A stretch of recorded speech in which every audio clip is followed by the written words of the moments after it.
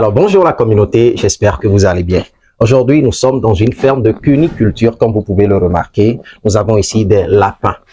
Dans cette interview, le cher monsieur, très professionnel dans le domaine, va nous expliquer un peu comment ça se passe dans le domaine de l'élevage de lapins.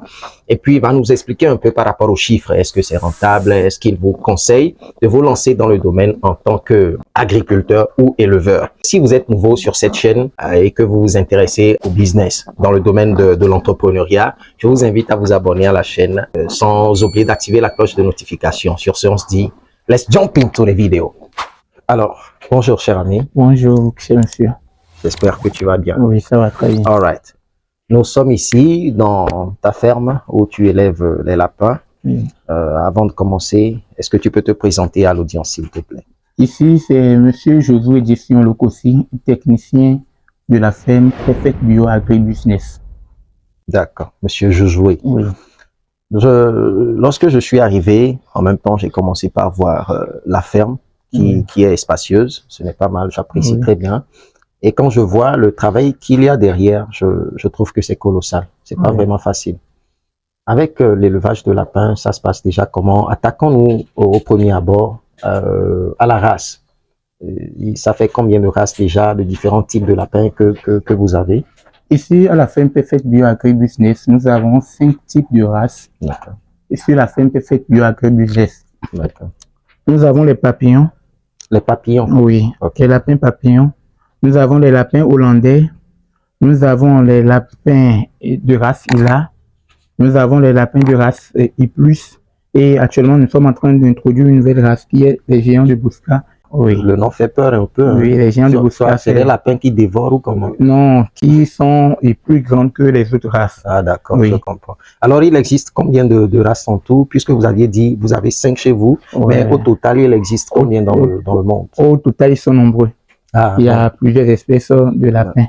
Mais les espèces les plus adaptées souvent en Afrique, c'est dans nos climats, c'est les races que je viens de citer. Ah d'accord, d'accord. Comment ça se fait dans les espèces? C'est créé de quelle façon? Est-ce qu'il faut reproduire tel lapin avec un autre pour pouvoir avoir telle race? Ou bien ça se passe comment? C'est naturel? Si le leveur d'ici produit des souches pures que sur son site, il peut prendre uniquement les papillons mâles, papillons femelles. Si c'est qu'il veut produire de souches pures. Mais si c'est qu'il veut faire du métissage aussi, toutefois, il peut prendre un mâle et papillon et prendre une autre femelle qui lui prête afin de pouvoir faire la saillie entre le mâle papillon et la femelle afin de pouvoir obtenir quelques lapéraux et métissés du mâle papillon. D'accord. Il suffit juste de procréer avec 2 races différentes pour que ça donne aussi une chose. Comme un noir et un blanc. Ça donne un métis. Ça fait déjà combien de temps tu es dans le domaine? Et 5 ans passés. Ah d'accord, 5 ans. Oui, c'est super. Je suis dans le domaine de l'élevage. Alors, d'où vient d'abord cette passion-là? La passion là. Papa a été éleveur de lapins entre-temps, c'est ça? Je suis né avec. La famille, papa faisait un peu de lapin quand on était enfant et un peu des poules quand on était enfant. Donc après le bac, et moi je me suis intéressé à l'agriculture, je me suis lancé dans le domaine. Mais je pense que vous avez aussi un peu de lapin dans le sang. Oui, c'est ça. Parce que papa aussi est dans le domaine. Et puis, c'est ça. Dis-nous, par rapport à tes expériences, puisque ça fait déjà un bon moment que tu le fais, quelle est la race qui est le plus rentable en termes de chiffres? Bon, en termes de chiffres, toutes les races sont rentables. Il suffit que le leveur puisse savoir comment ménager ses activités afin de pouvoir trouver du meilleur rendement. D'accord. Et quand le leveur désire sélectionner ses sujets, il faudrait qu'il prenne le sujet à base du nombre de portées que portent ces sujets. Donc, c'est d'après toutes ces analyses que le leveur doit prendre avant de se lancer à l'achat des sujets qu'il veut reproduire sur son site. Sinon, toutes ces races que je viens de citer sont des races adaptables à notre climat africain et qui reproduisent très bien quand ils sont dans de bonnes conditions. Je comprends. Et voilà. Donc, on ne peut pas dire qu'il y a des races qui sont plus rentables que d'autres. Non.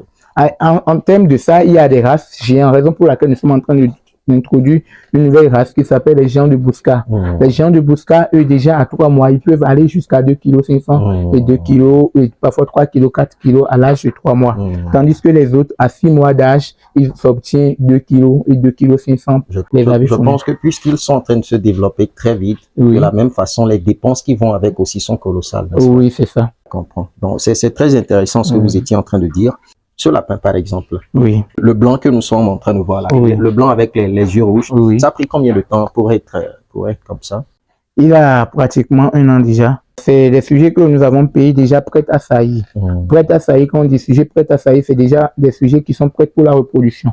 Donc, parlant de la reproduction, un lapero né aujourd'hui doit obtenir de 6 à 7 mois avant d'avoir la maturité et de reproduire. Donc, c'est un peu ça. Ah, d'accord. Avant d'avoir la maturité de reproduire. Il faudrait que la lapine puisse avoir 6 à 7 mois et que le mâle aussi puisse avoir de 6 à 7 mois avant d'être... La femelle et le mâle. Ah oui, la femelle et le mâle avant de pouvoir capacité de production. De reproduction, d'accord, oui. Je comprends.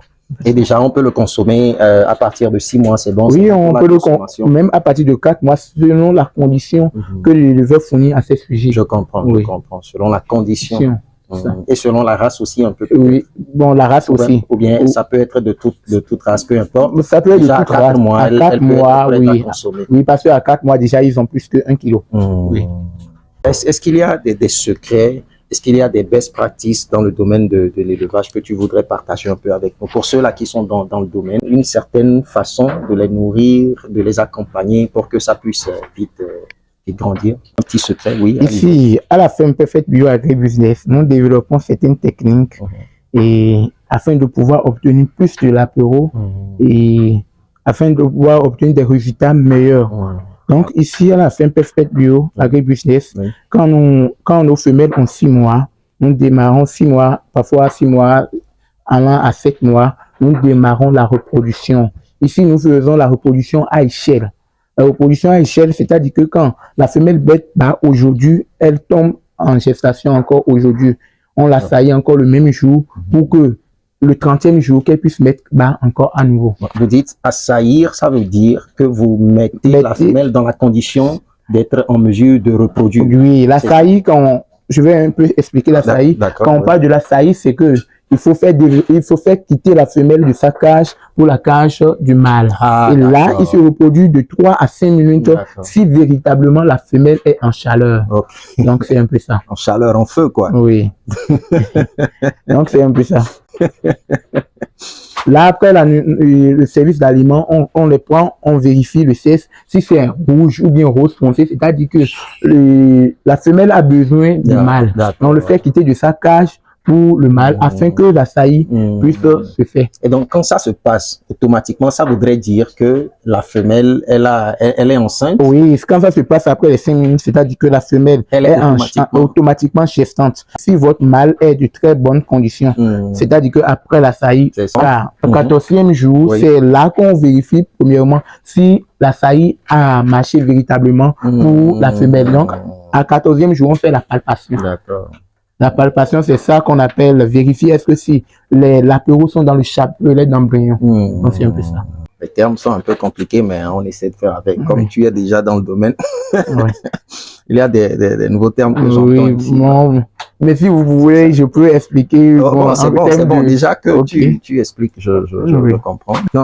Quand nous prenons un peu un lapin, d'accord, une femelle, il faut combien de reproduction, pendant combien de temps au cours de sa vie avant que vous ne la vendiez? Quand vous prenez les femelles à un âge donné, le taux de fertilité commence par diminuer.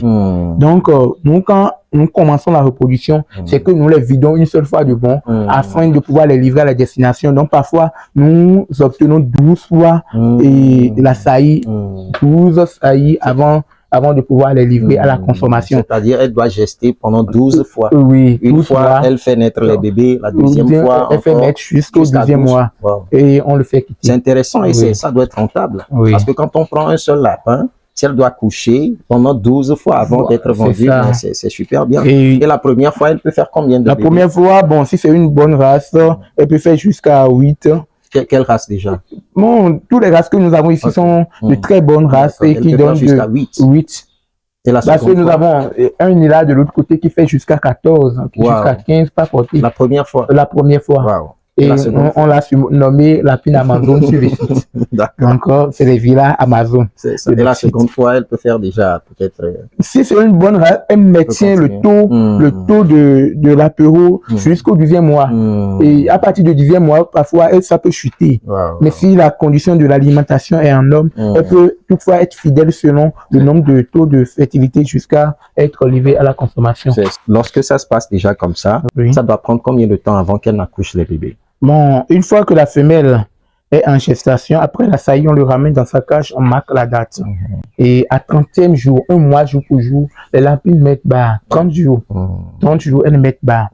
Et comme nous sommes en train de faire la reproduction à échelle ici, à 30 jours, quand elles mettent bas, on le fait quitter de sa cage pour la cage du mâle. Et le mâle fait son travail encore. On le fait quitter de cage du mâle vers sa cage chez l'apéro chez ses enfants, et elle reste là, elle allaite les enfants, et au 25e jour, nous recevons les sujets et nous les ramenons à la phase de sélection. Et là, on laisse la femelle se reposer pendant 5 jours afin de pouvoir préparer un nouveau lait pour les sujets qui seront là le 5e jour, ce qui fera le 30e jour. C'est intéressant. Je trouve que c'est très technique et il faut vraiment maîtriser le domaine pour se lancer dedans. Parce que voir la manière dont vous l'expliquez, c'est bien, c'est intéressant, mais il faut un suivi assez vif. Assez professionnel, afin de pouvoir réussir. Voilà, il faut bien suivre les lapéros, comme vous le dites, afin d'y parvenir. Alors, un secret au niveau de l'alimentation, il y a certaines choses que vous leur donnez pour que ça puisse mieux, je ne sais pas. Bon, ici, pour ceux-là qui sont peut-être aussi dans le domaine. Ici, nous nourrissons nos sujets avec 2 types de proventes et du provente de groupe phytoservice. Provente engraissement, et pour les femelles en reproduction, on les donne des proventes B+. Les proventes les plus. Mère plus. C'est-à-dire que mère plus signifie elle a des enfants, mais elle est encore gestante. Donc la provente là permet aux sujets qui sont à l'intérieur d'être en équilibre et aux sujets qui sont nés déjà d'être aussi en équilibre lors de la laitage. Je comprends. Et la femelle elle-même? La femelle, elle en forme, on lui donne des vitamines pour maintenir sa santé. Je comprends. En fait, chez les lapins, s'il y a la propriété, et il n'y a pas de cas de maladie comme ça sur le site. Il y a des herbes spécifiques. Oui, bon, nous les accompagnons aussi avec l'herbe. Parfois, on les appelle les herbes à lapin.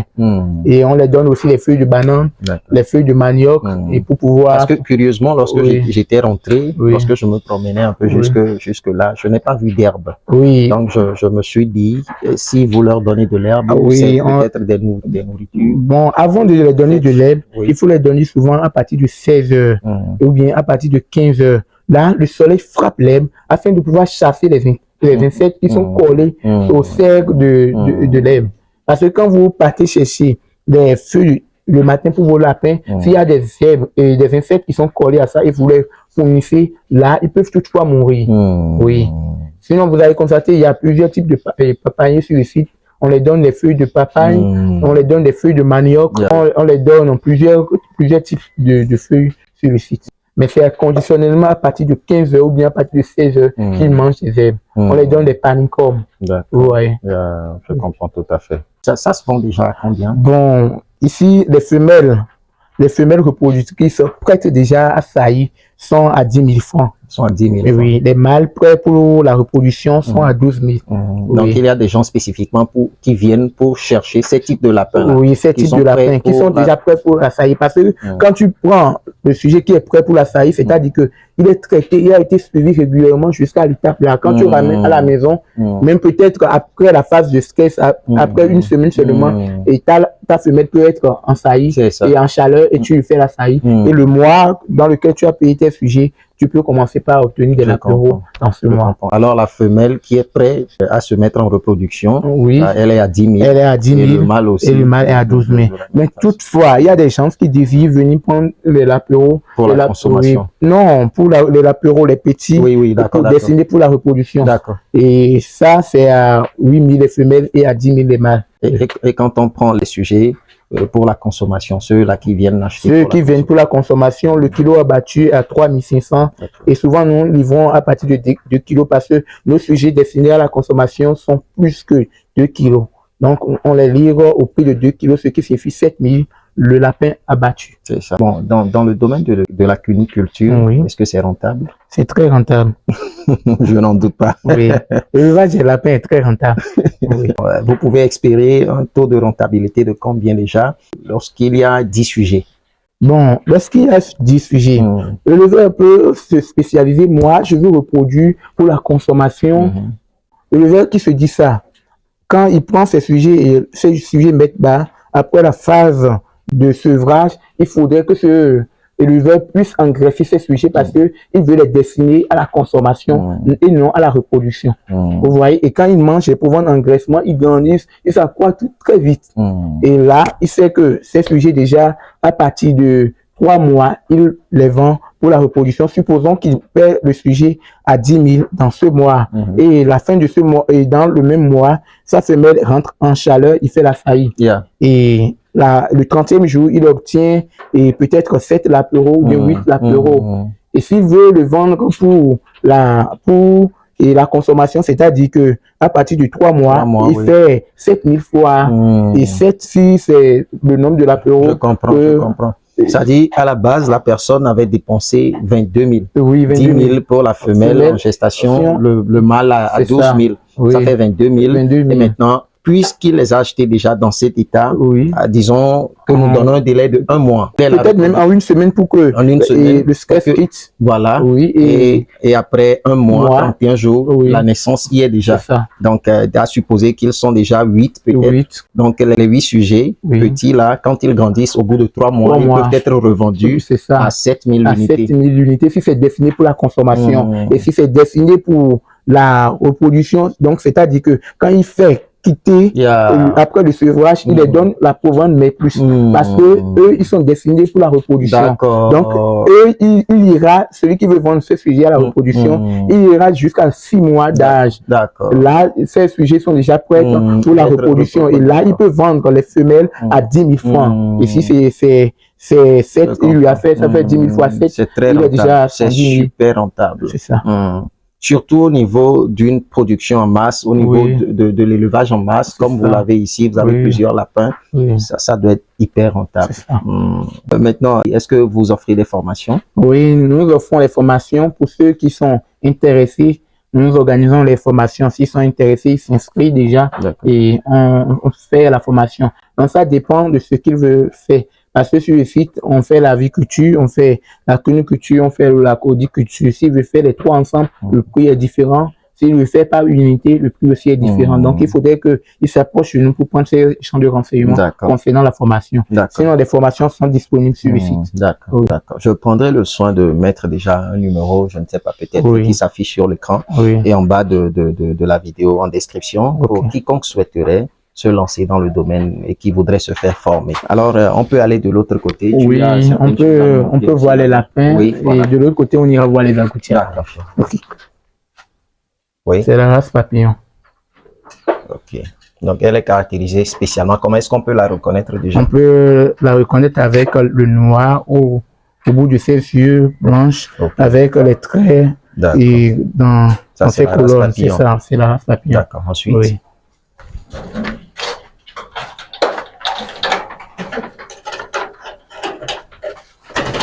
C'est les géants de Bousca. Les géants de Bousca, la race dont on parlait tout à l'heure. Les races géants. Juste au bout de 3 mois, ils sont déjà... à 4 kilos, 3 kilos parfois. Oui, comment est-ce qu'on peut les reconnaître déjà? Avec leur âge et leurs oreilles larges.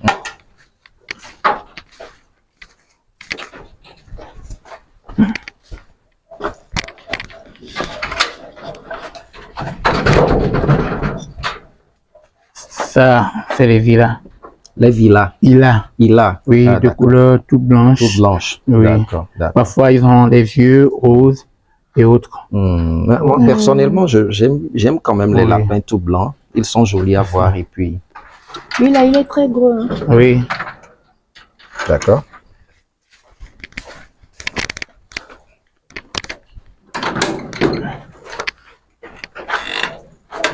Il fait partie de la race des I+. La race I+. I+. Oui. I+. Oui. Ah, d'accord. Là, on peut le reconnaître. Avec les couleurs et roues, façons et autres. Mais il y a d'autres aussi qui sont de couleur blanche et tachetés de noir au nez. Oui. Bon, je vois déjà ces inscriptions à ce niveau.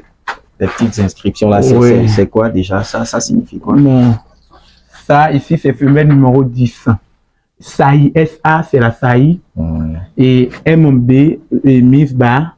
NP, nombre de portée. M, mortalité. Bon, quand c'est le nombre de saillie, on écrit la date. Saillie, le jour là. D'accord. Et Miss Bar. C'est quoi? On écrit le nom, le jour il a mis Bar. Et nombre de portée, le nombre de l'apéro. Et mortalité, et après et la naissance, il y a des mortalités, on écrit le nombre de mortalités. Ça aussi, c'est les papillons. Ça aussi, c'est les papillons. Oui. Ça, c'est l'apéro des Hollandais. Ça, c'est les Hollandais.